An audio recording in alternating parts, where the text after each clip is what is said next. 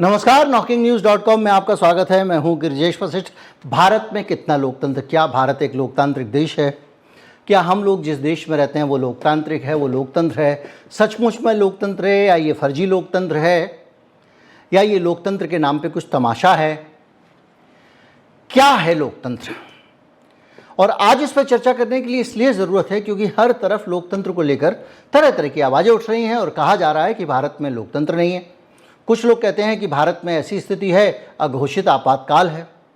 कुछ लोग कहते हैं कि भारत में टू मच डेमोक्रेसी है। जो हमारे व्हाट्सएप यूनिवर्सिटी वाले अंकल कहते हैं कि भारत में तो ज़रूरत से ज़्यादा लोकतंत्र है, हद से ज़्यादा आज़ादी है लोगों को। कुछ लोगों को लगता है कि लोकतंत्र जो है उसका मतलब है कि सरकार को आपने अगर एक बार वोट दे दिया तो सरकार के पास सुपर पावर है, वो जो चाहे वो कर सकती है।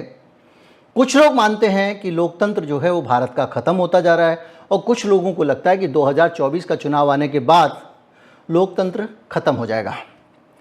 ऐसा मानने वाले ज़्यादातर लोगों को ये लगता है कि इस देश में अचानक एक दिन 8 बजे शाम को मोदी जी आएंगे और एक ऐलान करेंगे नोटबंदी की तरह और कहेंगे कि कल से लोकतंत्र खत्म, और भारत में लोकतंत्र ख़त्म हो जाएगा। लेकिन लोकतंत्र को लेकर इस तरह की जो बहुत सारी चीज़ें हैं, इनके बीच में क्या ये सचमुच पता किया जा सकता है कि भारत में लोकतंत्र है या नहीं है? क्या भारत का लोकतंत्र ख़त्म हो चुका है? क्या भारत का लोकतंत्र कमज़ोर पड़ चुका है? या भारत में लोकतंत्र लबालब भरा हुआ है, इतना कि हमारे लोगों को अजब ही नहीं हो रहा और वो टू मच डेमोक्रेसी वाला सीन है? इसको समझने के लिए आपको पूरी दुनिया में लोकतंत्र के हालात पर कैसे पता किया जाता है कि किस देश में कितना लोकतंत्र है, ये जानना पड़ेगा। ये जानने से पहले आपको ये समझना पड़ेगा कि देश दुनिया भर में इस वक्त भारत के लोकतंत्र को लेकर क्या चर्चा हो रही है।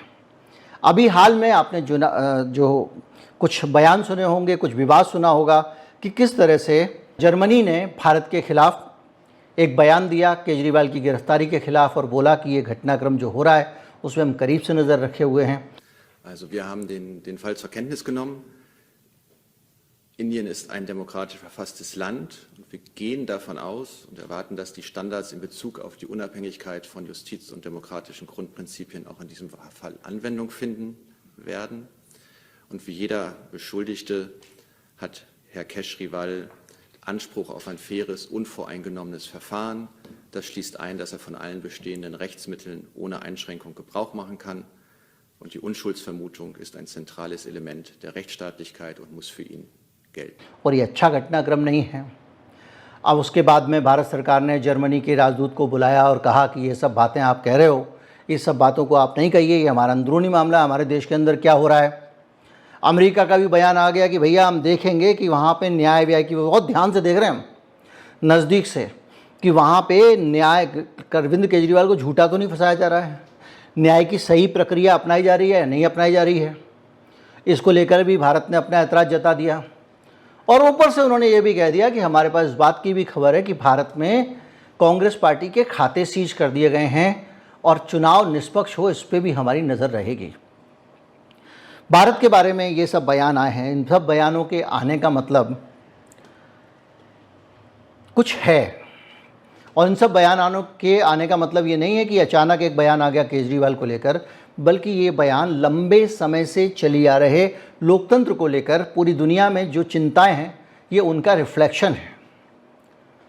जब आपकी कॉलोनी में चोरी नहीं होती है, आप निश्चिंत रात को तान के सोते हैं। जब 4 बार चोरी होती है तो फिर आप अलर्ट होकर देख रहे होते हैं, और ज़रा भी किसी की छत पे कोई हलचल नज़र आती है, आप तुरंत कहते हैं चेक करो ज़रा वहाँ पे चोर तो नहीं था।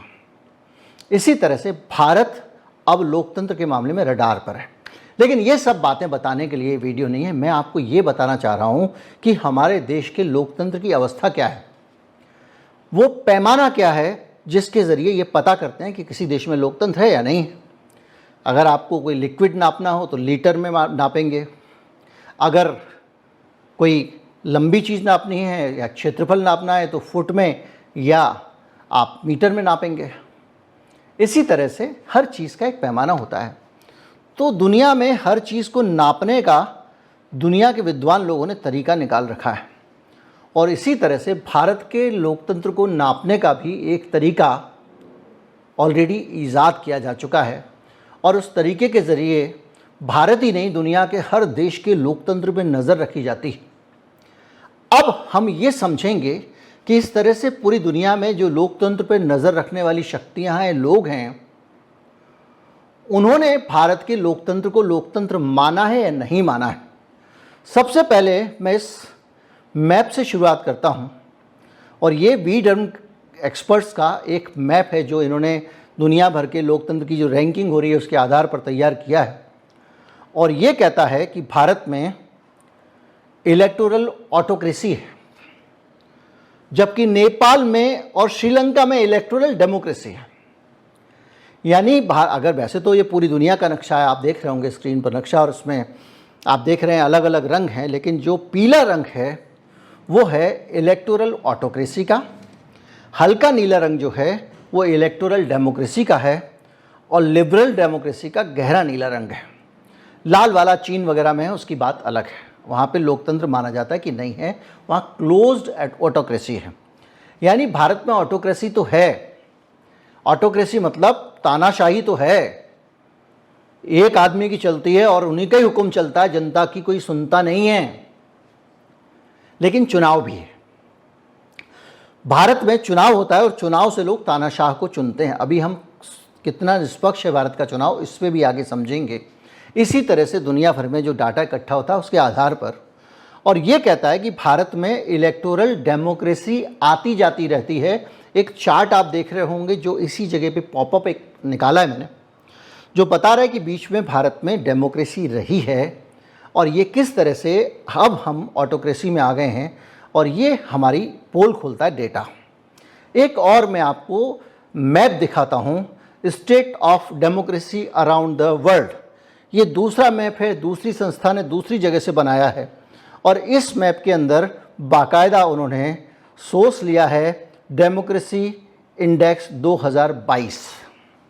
ये इंडेक्स बताता है कि भारत की जो रैंकिंग है वो केवल 7.4 है, और ये आता है फ्लॉड डेमोक्रेसी की रेंज में। एक होता है अथॉरिटेरियन डेमोक्रेसी, यानी जहाँ पे तानाशाही है, दूसरी होती है हाइब्रिड रिजीम, थोड़ी अथॉरिटी थोड़ा ये, और भारत को इन्होंने दिया है फ्लॉड डेमोक्रेसी। यानी आप उसको फर्जी डेमोक्रेसी भी कह सकते हो, या आधी अधूरी डेमोक्रेसी कह सकते हो, या काम चलाऊ डेमोक्रेसी कह सकते हो, जो भी आपको कहना हो, लेकिन फ्लॉड डेमोक्रेसी का उन्होंने कैटेगरी इसमें दी है। आप देख रहे होंगे फुल डेमोक्रेसी वो है जो 8 या 9 नंबर है। तो हाइब्रिड रिजीम से ज़्यादा जो फ्लॉड डेमोक्रेसी है वो हमको बताई जा रही है, यानी हमारे यहाँ का लोकतंत्र है नहीं। तो अभी तक आपने 2 जगह से देखा भारत में लोकतंत्र मानने को तैयार नहीं है लोग। हम सब लोकतंत्र मानते हैं।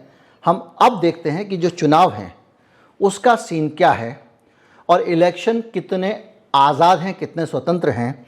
तो ये चार्ट बता रहा है कि दुनिया के देशों में कितने चुनाव स्वतंत्र हो रहे हैं, या कितने स्वतंत्रता उनकी चुनाव की ख़त्म हुई है। तो ये दुनिया की एजेंसी है, इसको ना तो किसी कांग्रेस पार्टी ना किसी वामपंथियों ने किसी ने तो बनाया नहीं है, और ये तो वामपंथियों को तो पहले ही कहते हैं कि डेमोक्रेसी नहीं है। तो उन्होंने ये जो चार्ट बनाया है ये आपको दशा बताता है कि बाईं तरफ का जो हिस्सा है वो ज़ीरो डेमोक्रेसी है, और दाहिनी तरफ का है फुल डेमोक्रेसी वाला। भारत अगर इसको आधा हिस्से में कर दें तो भारत 5वें नंबर पे आता है दुनिया भर के देशों में। पहले नंबर पे हंगरी है, दूसरे पे पोलैंड है, तीसरे पे टर्की है, चौथे पे सर्बिया और 5वें पे भारत है।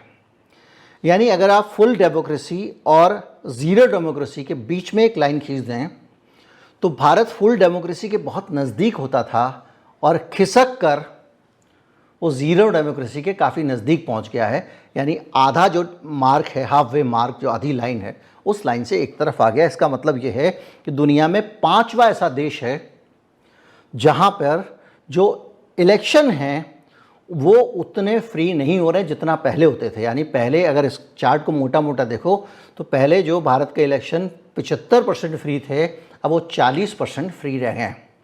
तो लोकतंत्र में जब आप वोट डालने जाते हैं तो अब आप उतना ज़्यादा स्वतंत्र होकर मतदान नहीं कर पा रहे हैं, अपना प्रतिनिधि नहीं चुन पा रहे हैं जितना पहले चुन रहे थे। और ये डाटा जो है इसका सोर्स है V-Dem electoral democracy index 2010 to 2022। ये बाकायदा इन 12 साल की स्टडी है। इन 12 साल में किस तरह से हमारी डेमोक्रेसी एकदम पीछे चली गई है। और जिन देशों में चुनाव फ्री हैं उनकी भी लिस्ट है। और दुनिया में सबसे ज़्यादा फ्री चुनाव की तरफ अगर कोई बढ़ा है तो आर्मेनिया बढ़ा है, फिजी बढ़ा है, गैम्बिया बढ़ा है, सेशल्स बढ़ा है, मेडागास्कर बढ़ा है, ट्यूनीशिया बढ़ा है।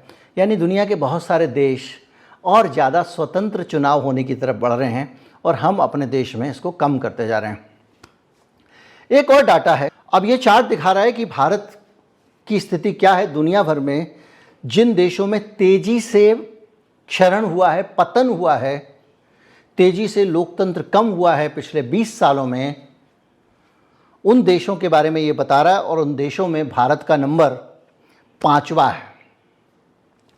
हम 2010 में, बल्कि माफ़ कीजिएगा 12 साल का है, हम 2010 में हमारी जो इंडेक्स में जगह थी वो 0.71 थी और 2022 आते आते हम 0.44 हो गए हैं।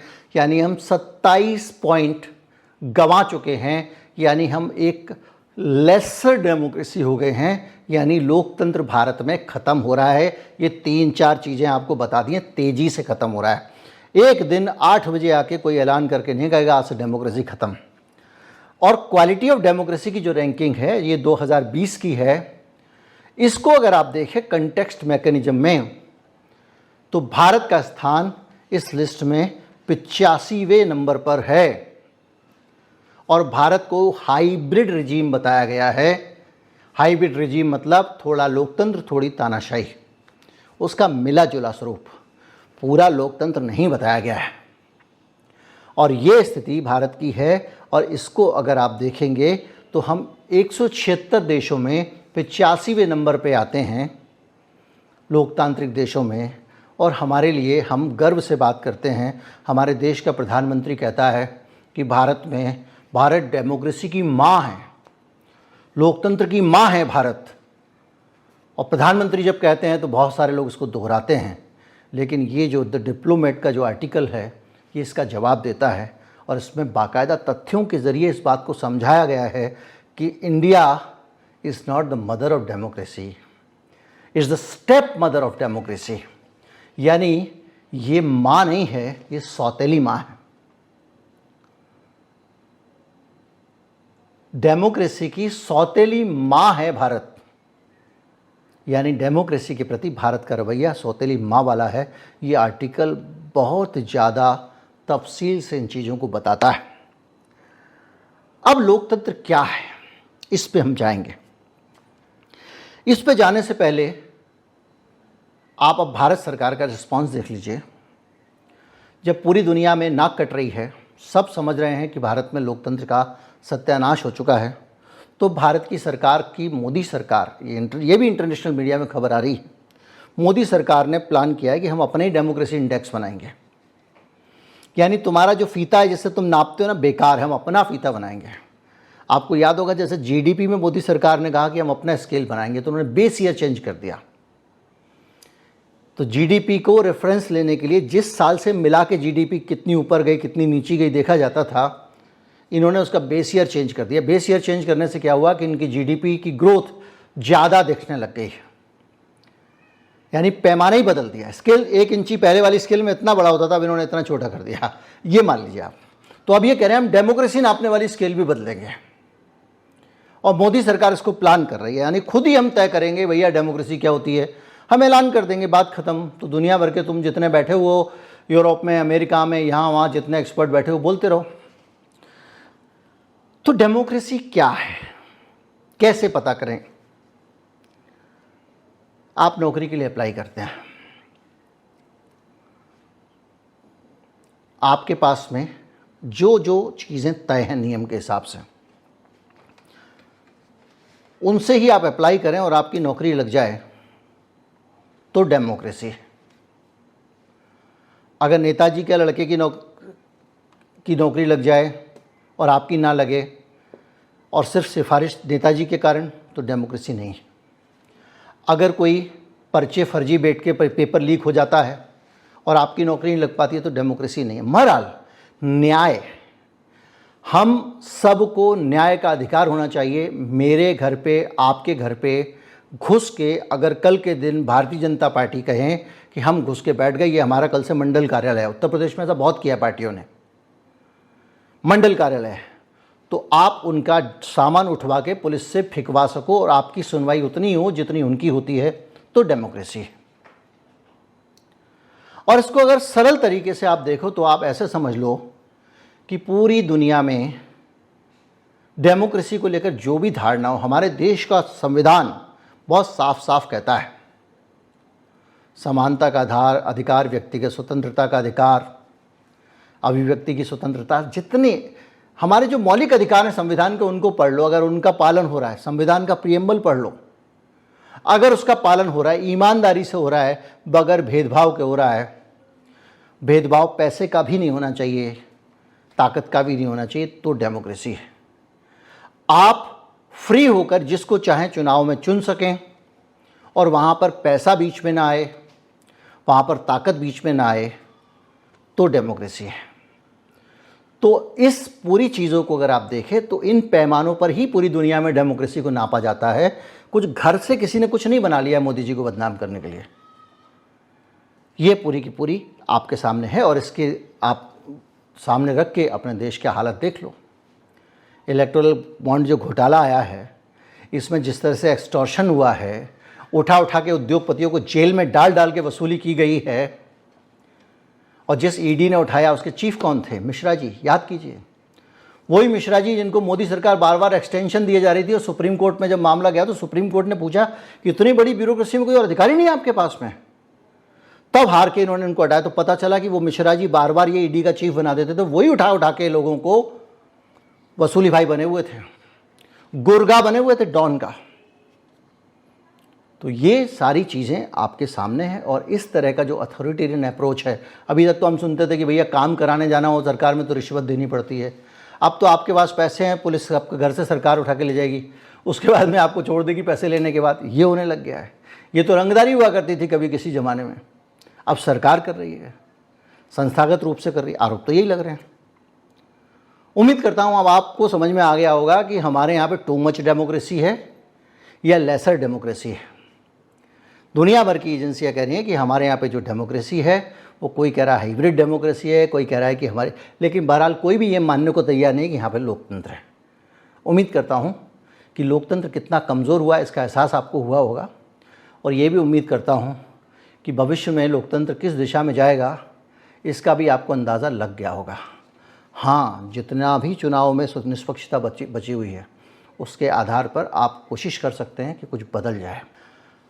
अब तानाशाही इस स्तर पर पहुंच गई है कि उंगली दबा के मतदान करने वाली प्लास्टिक की सफ़ेद मशीन में हैकिंग होती है। हमने ये नहीं कहा था, हमने ये कहा था कि इस मशीन में वल्नरेबिलिटी है, हो सकती है। इतने भर पे हमारे जितने वीडियोस थे उनके ऊपर से विज्ञापन की सुविधा हटा दी गई है, यानी यूट्यूब का विज्ञापन नहीं आएगा, आएगा तो थोड़ा बहुत आएगा, यानी आर्थिक रूप से पनिश किया जाए कि ऐसा वीडियो आप क्यों बनाए थे। हम फिर बनाएंगे क्योंकि हम पत्रकारिता लोगों के कंसर्न सामने लाने के लिए कर रहे हैं, सच सामने लाने के लिए कर रहे हैं, और इस देश में इतनी सीमित डेमोक्रेसी हो जाए कि हम मतदान की और चुनाव की निष्पक्षता पर सवाल नहीं उठा सकें। इससे ज़्यादा बुरा कुछ नहीं हो सकता।